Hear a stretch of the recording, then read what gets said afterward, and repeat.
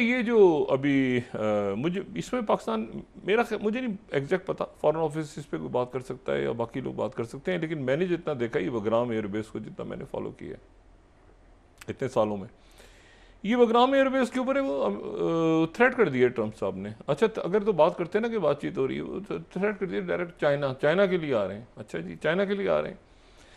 देखिए पाकिस्तान ने दरमियान में पूरी कोशिश की, हमारा तो पड़ोस था, तो मुझे याद है कि यहाँ मरी में भी मीटिंग्स की हुई थी कुछ, उसके बाद भूरबन में भी मीटिंग्स हुई थी, उसमें अमेरिकन्स भी थे, चाइनीज़ भी थे, वहाँ से जो अशरफ गनी गवर्नमेंट के लोग थे वो भी आए थे, मुख्तलिफ ग्रुप्स आए थे, तालिबान भी आए थे भूरबन में, मरी में। उसके बाद ये था कि नहीं जी इसको यहाँ से पाकिस्तान से बाहर ले जाएं। बाद में पाकिस्तान किसी चीज़ का जामिन नहीं है, इनमें से किसी चीज़ का जामिन नहीं है। दोहा एग्रीमेंट जो हुआ है वो उसमें तो ये हुआ है ना कि उनकी ज़मीन इस्तेमाल नहीं होगी। अब ज़मीन दहशतगर्दी के लिए इस्तेमाल नहीं होगी, अगर तो यह दोहा एग्रीमेंट में तो ज़मीन तो इस्तेमाल हो रही है। अगर दोहा एग्रीमेंट में ये बात है तो ज़मीन तो इस्तेमाल हो रही है, ठीक है।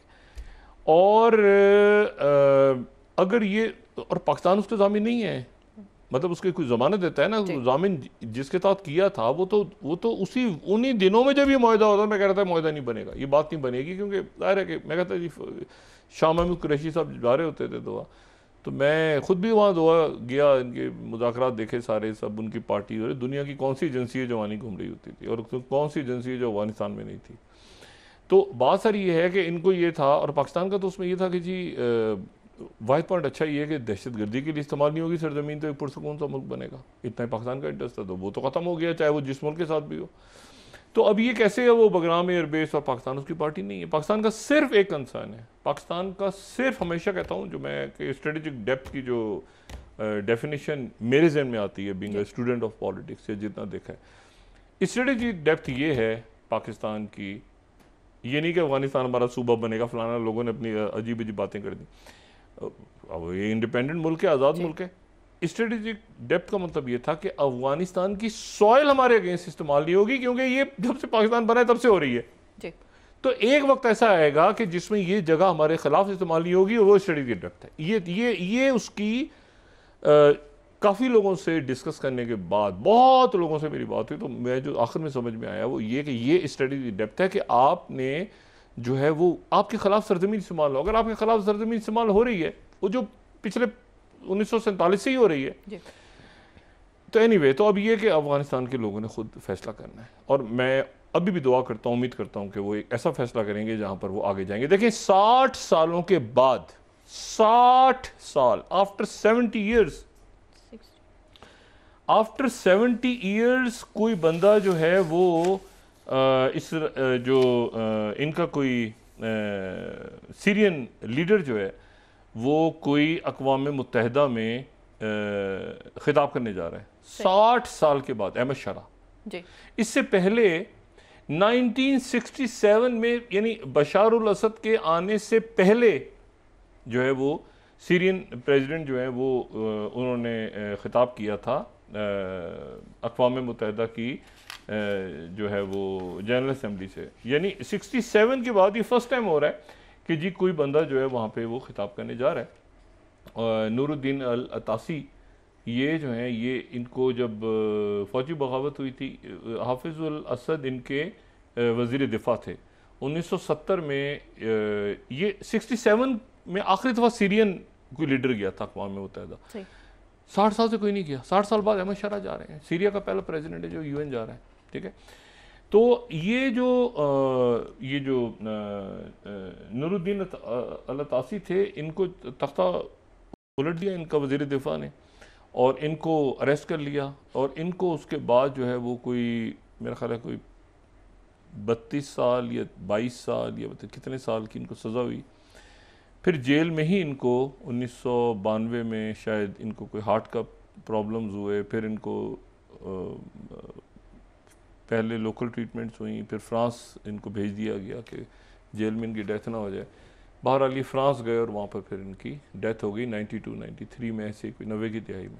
मैं आपको सिर्फ भी बता रहा हूँ कि अहमद शरा 60 साल के बाद जो है, अगर वो जा सकते थे तो यहाँ से कितना अच्छा होता कि तालिबान के लोग सारे पड़ोसियों के साथ अच्छे ताल्लुकात हैं, सारे मिल रहे हैं, बैठे हैं, मतलब भैया आप लगे मस्जिद ब्रिगेड, खुदा का BLA, मतलब अब मैं क्या बात करूँ। तो बात ये है कि वो इतना दुनिया साथ देती इस वक्त कि ये बहुत आगे, ये इनको तो ज़्यादा अरसा हो गया ना, ये तो 2021 से, लेकिन वही चक्करबाजी के वही जनाब उसी में लगे हैं। वो उधर से वो अहमद शाह जनाब अक़वाम मुत्तहिदा में खिताब कर रहे हैं। अच्छा, अब ये जो है, तो अब हमास की तरफ से ये बात गई है कमिंग बैक टू फ़लस्तीन, और यहाँ पे देखें मोंटेविडियो कन्वेंशन एक है, अगर मैं सही तरह से उसको स्पेल कर रहा हूँ, मोंटेविडियो कन्वेंशन जो है ये बयान करता है, ये 1933 में ये हुआ था, और वो जो है ना रियासत की तारीफ इस तरह से बयान करता है कि जी अगर कोई मुल्क जो है ये अगर हम थर्ड इसकी देखें ना, मुल्क है ये, मोंटेविडियो कन्वेंशन हुआ था यूरुग्वे में 1933 में, और उसमें ये हुआ था कि what is required for a territory to be considered a state in international law. अच्छा, जो मुल्क उसमें शामिल हुए थे उस वक्त सारे ये, लेकिन डेफिनेशन यही चलती है अभी तक यही डेफिनेशन चलती है कि एक रियासत क्या होती है।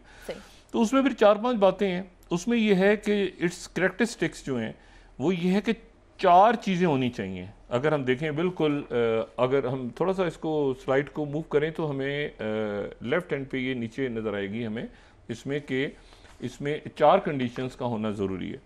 उसमें एक तो ये कि स्टेट जो है must have a group of people living permanently with in its border, अपने बॉर्डर में वो परमानेंटली रहते हों, लोग हों, एक सरहद हो। ये जो करैक्टरिस्टिक्स है ना 4, ये हैं 4 जो हमें बिल्कुल आप समझेंगे राइट पे नज़र आ रही हैं। पहली बात तो ये है कि ये जो है, अगर हम पता नहीं जूम इन कर सकते हैं इस स्लाइड को, लेकिन 12 एनीवे, एक तो ये है कि ये स्टेट में कुछ लोग हों जो कि परमानेंटली रहते हों अपने बॉर्डर में। State must have a clearly defined territory, उसकी टेरिटरी होनी चाहिए। State must have a government, एक हुकूमत होनी चाहिए जिसका कंट्रोल हो over its territory and population, और needs to be able to communicate diplomatically and internationally with other states. तो ये जो है, ये तो सारी ही चीज़ें जो हैं ये आज पूरी होने जा रही हैं। ये ज़हन में रखें कि फ़र्क क्या पड़ेगा इससे फ़र्क क्या पड़ेगा। अगर फ़र्ज़ करें अल्टीमेटली तो सिक्योरिटी काउंसिल ने करना होता है ना, सिक्योरिटी काउंसिल अप्रूव करे, जनरल असेंबली के 2/3 अप्रूव करें, सिक्योरिटी काउंसिल में कोई वीटो ना करे। अमेरिका तो अभी तक वीटो कर रहा है फ़लस्तीनी रियासत। नेतन्याहू ने पिछले 24 घंटों में कहा है कि रिवर जॉर्डन के वेस्ट में कोई रियासत नहीं होगी इसराइल के अलावा, यानी फ़लस्तीन में ना मगरबी किनारा होगा ना गज़ा होगी, कोई कुछ भी नहीं होगा। और वहाँ पर उसने ये कहा है कि नेतन्याहू ने कि जॉर्डन रिवर के वेस्ट में कोई मुल्क नहीं होगा, सिर्फ इसराइल होगा।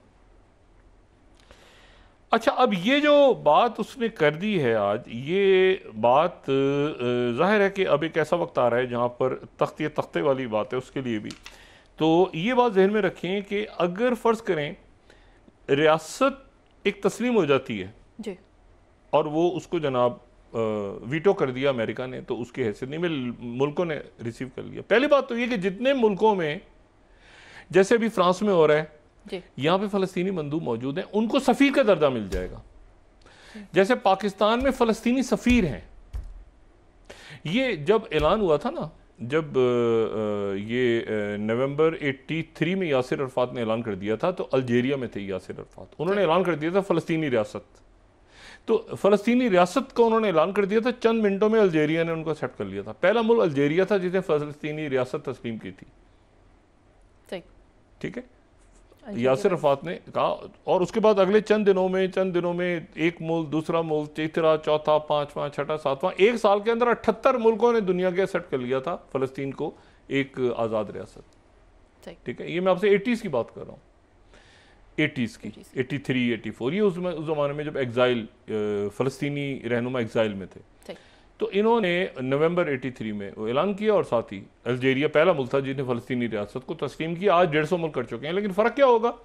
पहली बात तो ये कि जितने वहाँ पे मंदूब है वो सफ़ारत खाने बन जाएंगे। अभी आपने देखा ना कि वो बरतानिया में झंडा लहराया जा रहा है, वो पेरिस के अंदर झंडा, क्योंकि वहाँ पर प्रॉपर अब वो एक रियासत, कोई माने ना माने, मैं एक मुल्क के तौर पर फ़लस्तीन को मान रहा हूँ। अब सबसे बड़ा ख़तरा क्या है इस वक्त? सबसे बड़ा ख़तरा ये है कि ये अभी इस वक्त जब हम बात कर रहे हैं ना, तो सिनाई में जो इजिप्शियन आर्मी है उसकी बड़ी जो सैटेलाइट इमेजेस पे बड़ी डिप्लॉयमेंट नज़र आ रही है।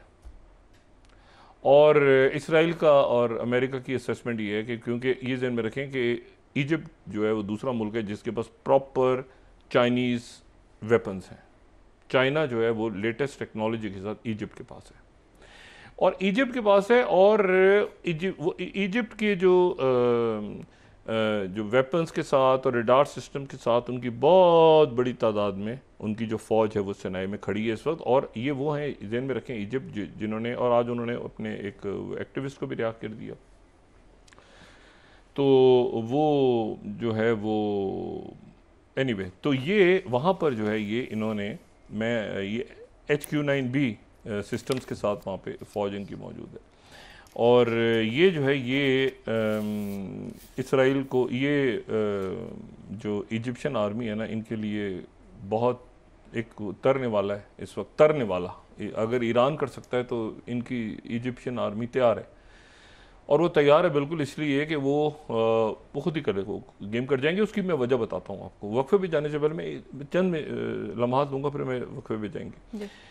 हुआ ये है कि उनका एक तनाज़ा चल रहा था इथोपिया के साथ, सही। और मैं पहले इसको बहुत ज़्यादा इसको मैं डिस्कस कर चुके हैं, इस पर बड़ी लंबी चौड़ी बात भी कर चुके हैं। और वो था ग्रैंड इथोपियन रेनेसेंस डैम का। ये दरिया नील दुनिया का सबसे बड़ा दरिया है।